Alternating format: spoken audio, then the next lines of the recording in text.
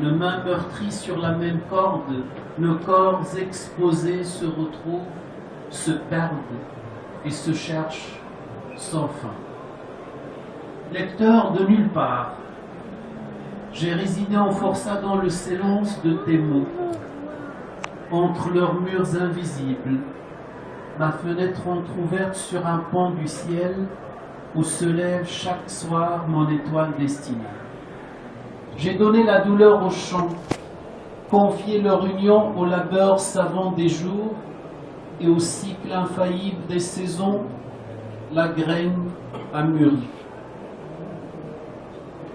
Goûte donc ces fruits de la patience, goûte leur chair nocturne, leurs péchés, entre dans leurs noces secrètes. N'es-tu pas l'initié des jouissances occultes, l'hôte élu de cette offrande en sang? Prends donc, touche le frémissement dans chaque feuillet, écoute la sève qui monte et qui descend. Accorde ton souffle à la vie qui meurt ici, laisse chaque mot dans ta bouche distiller la durée qui l'a mûri, laisse-le en toi mourir et renaître plus neuf encore, car j'ai voulu entière ta volupté, ta part de volupté, de grâce lucide, de liqueur qui enchante et de poison qui guérit. Et je sais, altière, tes attentes. Je sais aussi son fond, la nuit de roman, neuf, presque inné, le chant, longue la marche qui nous ramène au centre de nous-mêmes, aride, intermittent, le souffle qui trompe notre fatigue. C'est pourquoi je parle d'exil, d'errance, de patience et de vertu. Et je dis, l'exil n'est pas un mot, l'errance n'est pas un mot, la patience n'est pas un mot, la vertu n'est pas un mot.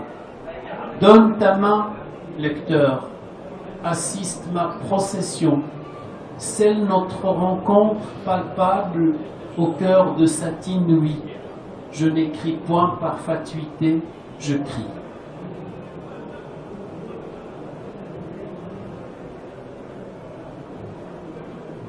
Batania, ode aux prairies de l'enfance.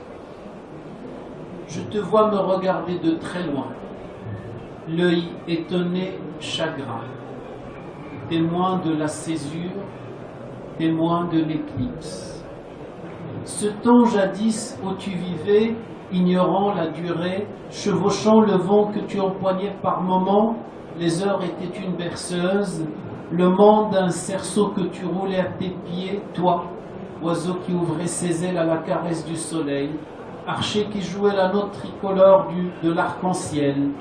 Ô insouciance, dièse, chérie de l'enfance, ces prairies d'autrefois où le désert venait désaltérer sa soif l'été en vain, l'Atlas séchait ses draps blancs l'hiver, ces premiers sentiers de ton errance entre la roche et l'épine stridente où tu marchais seul.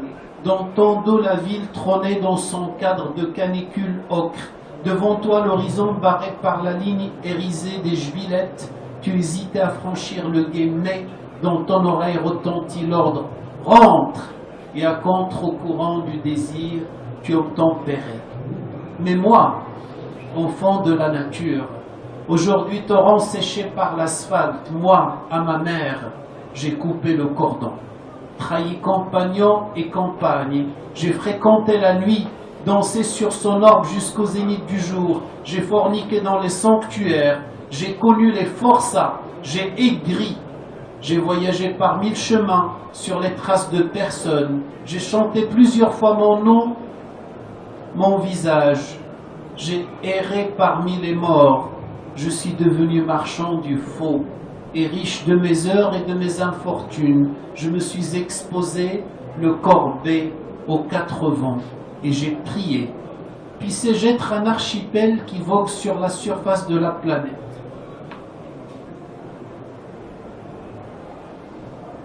Vers les lieux de tous les poètes, car je suis devenu autre.